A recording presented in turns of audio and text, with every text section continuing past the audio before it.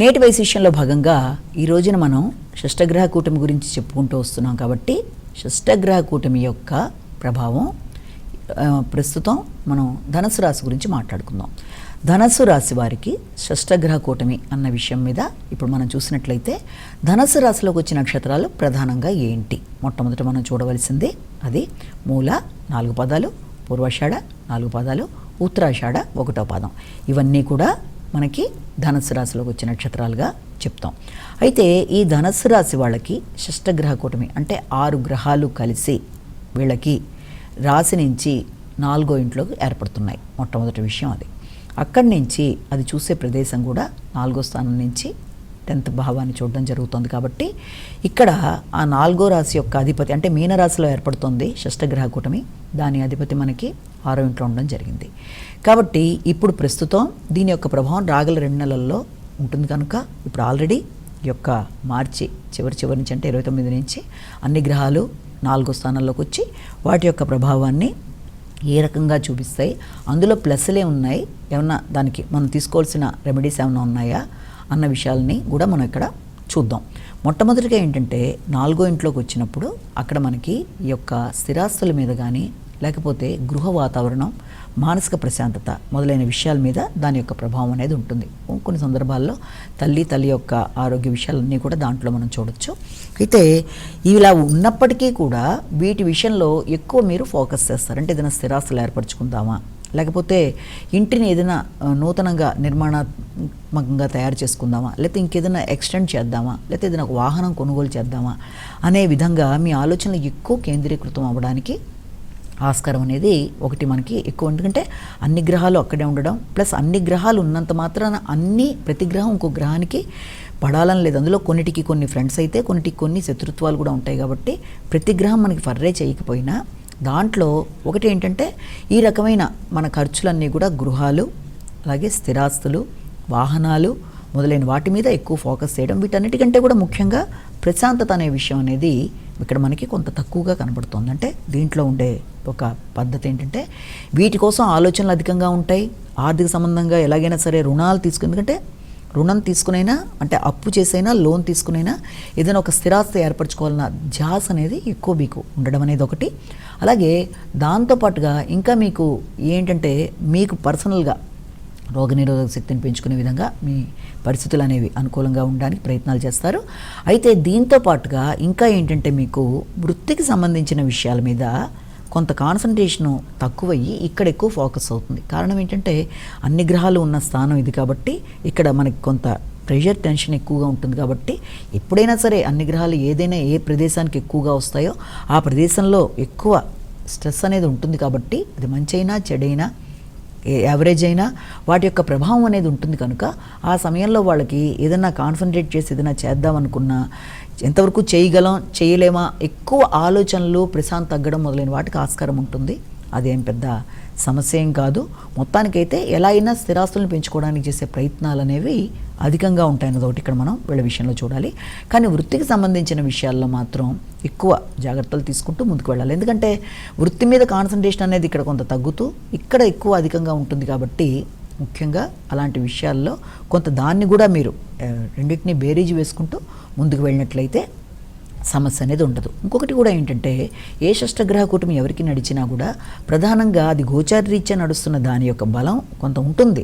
కానీ ప్రధానంగా మీకు నడిచే మహాదశ, అంతర్దశ, లేకపోతే దాంట్లో వచ్చిన మీ లగ్నానికి సంబంధించి ఎంతవరకు ఫేవరబుల్గా ఉండే దశలు నడుస్తున్నాయి అన్న విషయాలు కూడా చాలా వరకు మీ ఫేవరబుల్గా కనుక ఉన్నట్లయితే దీని యొక్క ఇంపాక్ట్ చాలా తక్కువగా ఉంటుంది. ఒకవేళ ఇది మీకు అది కూడా కొంత ఇబ్బందిగా ఉన్నప్పుడైతే దాని ప్రకారం కొంత ఇదవ్వచ్చు. కానీ ప్రధానంగా మీకు నడిచే అంతర్దశలు బాగున్నప్పుడు దీని గురించి అంత టెన్షన్ పడక్కర్లా. అయినప్పటికీ ఎక్కువ శాతం డ్రైవింగ్ విషయంలో జాగ్రత్తలు తీసుకోవాలి. ఏ విషయాల్లో మనం జాగ్రత్త తీసుకోవాలంటే డ్రైవింగ్ చేసేప్పుడు కొంత మనం కాన్సన్ట్రేట్ చేసి జాగ్రత్తలుగా ఉండాలి. వీలైతే మీరు స్వయంగా కాకుండా డ్రైవింగ్ విషయంలో జాగ్రత్తలు తీసుకోవడం ఒకటి మీరే చేయకుండా, అలాగే స్థిరాస్తులు కొనుగోలు మొదలైనవి చేసినప్పుడు మోసాలకు గురి కాకుండా జాగ్రత్తలు తీసుకోవాలి. ఇక దాంతోపాటుగా ఇంకొక ముఖ్యమైన విషయం ఏంటంటే వృత్తికి సంబంధించిన విషయాల్లో ప్రాపర్గా కాన్సన్ట్రేట్ చేసి ఇన్ టైంలో వర్క్ చేసుకుంటూ దాంట్లోంచి బయటికి రాకుండా జాగ్రత్తలు తీసుకుంటూ ముందుకు వెళ్ళాలి. ఇలాంటివన్నీ చేసుకున్నట్లయితే దీనివల్ల ఏ రకమైన సమస్య ఉండదు. మీరు సిస్టమేటిక్గా ముందుకు వెళ్ళిపోయినంతకాలం అన్ని విధాలు అనుకూలంగానే ఉంటుంది. మానసిక ప్రశాంతతను మాత్రం పెంచుకోవాలి. దీనికి సంబంధించి మెడిటేషన్ చేయడం అనేది మొట్టమొదటిది.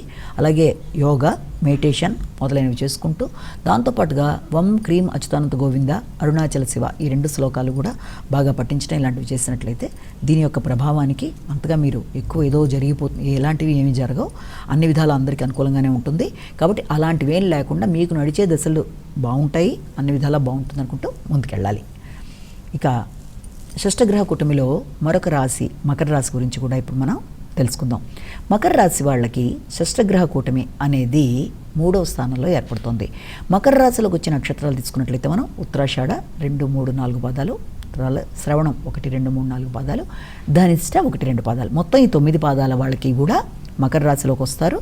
ఈ మకర రాశి వాళ్ళకి 3వ ఇంట్లో షష్టగ్రహ కూటమి అనేది ఏర్పడుతుంది. అంటే 6 గ్రహాలు కలిసి మనకి దాదాపుగా మార్చి 29 సాయంత్రం దాటిన దగ్గర ఆన్వర్డ్స్ నుంచి కొంత మనకి షష్టగ్రహ కూటమి అనేది స్టార్ట్ అవుతుంది కనుక దీని ప్రభావం ఒక 2 నెలలు ఉంటుంది. దాదాపుగా మే ఎండింగ్ దాకా తీసుకోవచ్చు. ఈ సమయంలో మనకి దానివల్ల ఏర్పడుతున్న ప్లస్లు, లేకపోతే దానికి తీసుకోవాల్సిన జాగ్రత్తలు మొదలైన విషయాల గురించి కూడా ఇక్కడ మనం తెలుసుకుందాం. ఏ రకమైన పరిహారాలు పాటించాలి శ్లోకాల రూపంలో.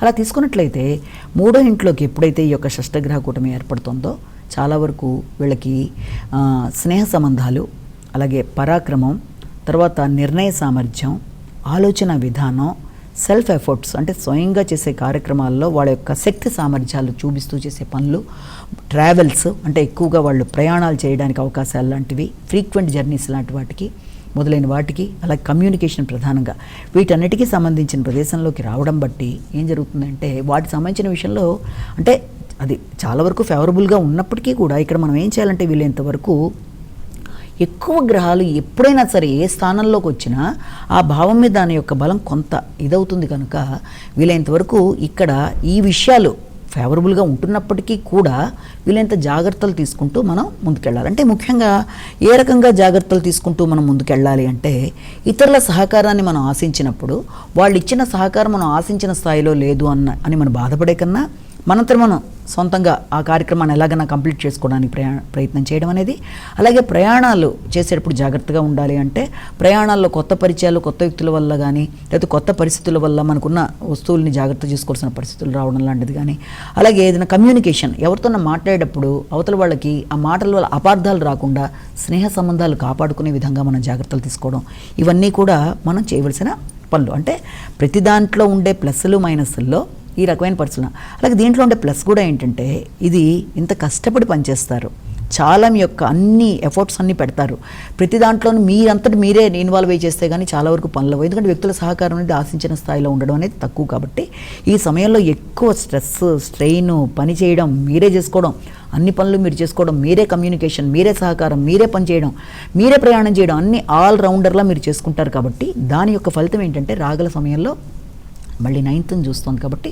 అది మీకు దీర్ఘకాల విషయంలో చాలా అది ఒక గ్రోత్, అంటే మీకు దానివల్ల అభివృద్ధికరంగా ఉండడం, అలాగే దానివల్ల మీకు కలిసి రావడం, అంటే మనం పడిన కష్టం ఈ రోజున పడ్డా దానికి మంచి ఫలితం అనేది ఏర్పడుతుంది కనుక ఆ విషయంలో చక్కగా ఉండడం అనేది, అలాగే ముఖ్యంగా అది ఎవరితోన తోబుట్టువులతో కానీ, లేకపోతే మన ఇంట్లో వాళ్ళతో కావచ్చు, ఇరుగు పొరుగు కావచ్చు, స్నేహితులు కావచ్చు, ఎవరితోనైనా మాట్లాడేటప్పుడు వీళ్ళంత జాగ్రత్తగా ఆచితూచి వ్యవహరిస్తూ ముందుకు వెళ్ళడమే. అంతేగాని దానివల్ల ఏదో ప్రమాదం అలాంటివి ఏమీ లేవు, ఎవరికీ లేవు. ఎప్పుడు కూడా మనకి నడిచే దశలు, అంతర్దశలు మన జాతకంలో జన్మకుండలిలో ప్రధానంగా లగ్నాత్తు నడిచే దశలేంటి, అంతర్దశలేంటి, అది ఎంతవరకు ఫేవరబుల్గా ఉంది, అలాంటివన్నీ కూడా ప్రధానంగా చూసుకుంటూ ఈ గోచార ఫలితాలు ఇప్పుడు మనం చెప్పుకున్నాం. మకర రాశి వాళ్ళకి షష్టగ్రహ కూటమి అనేది 3వ స్థానంలో ఏర్పడుతుంది కనుక ఈ కోణాల్లో మనం జాగ్రత్తలు తీసుకోవాలి. జాగ్రత్తలు తీసుకోవడం అంటే ఏముంది, మాట్లాడేటప్పుడు ఎవరితోనో సమస్య వస్తుంది అనుకున్నప్పుడు వీళ్ళతో తక్కువ మాట్లాడడం, ఇతరులకు గౌరవం ఇచ్చి గౌరవం తీసుకోవడం, అలాగే సహకారం అనేది కొంత తగ్గుతుంది అనుకున్నప్పుడు ఆ సహకారం బదులు మనమే చేసుకోవడానికి వీళ్ళంతవరకు ప్రయత్నాలు చేయడం, అలాగే సామర్థ్యాన్ని మనం నిరూపించుకోవడానికి ఎక్కువ కృషి చేయడం, ఇలాగా ప్రతి దాంట్లోనూ ఏదైనా సమస్య ఉంది అనేది చిన్నది కనబడ్డా దాన్ని అధిగమించే ప్రయత్నాలు చేయడమే మనం చేయగలిగింది రాగల 2 నెలల్లో. కాబట్టి ఎవరైనా సరే దీనికి సంబంధించిన విషయాల్లో పెద్దగా వర్రీ అవ్వక్కర్లేదు. మీ సమయం, తర్వాత దాంతోపాటుగా కాలం, ధనం వృధా కాకుండా పాటించవలసిన పరిహారాలు కూడా ఏంటి అన్నది కనుక మనం చూసుకున్నట్లయితే తప్పనిసరిగా మొట్టమొదటి సుమంతో శ్రీ కార్తవీర్యార్జునాయనమ అనే శ్లోకాన్ని పఠిస్తారు. అలాగే తర్వాత శ్రీరామ జయరామ జయ జయ రామ రామ అంటే ఒకటి మన పుణ్యం కూడా పెరగాలి. ఎప్పుడన్నా సరే ఒక కార్యక్రమం చేయడానికి ఒక వ్యక్తికి తన యొక్క శక్తి సామర్థ్యాలతో పాటుగా భగవంతుడి యొక్క అనుకూలత కూడా కావాలి కనుక దానికి ఆ స్టామినా వ్యక్తికి రావాలంటే పుణ్యార్జన, పుణ్యబలం పెరగాలి, దానికి దైవ సహకారం ఉండాలి. కాబట్టి దాని విషయంలో తప్పనిసరిగా అసంతృప్తికి లోను కాకుండా చేస్తున్న కష్టానికి మంచి ఫలితం అనేది రాబోతుందన్నట్టుగానే దాని మీద కాన్సన్ట్రేట్ చేసి దానికి శ్రీరామ జయరామ చేయడం ఇవి చేసుకుంటూ ముందుకు వెళ్ళినట్లయితే చాలా చక్కటి మంచి ఫలితాలు అనేవి ఏర్పడతాయి కనుక ఆ విషయంలో పెద్దగా ఇబ్బంది పడక్కర్లేదు. నమస్కారం.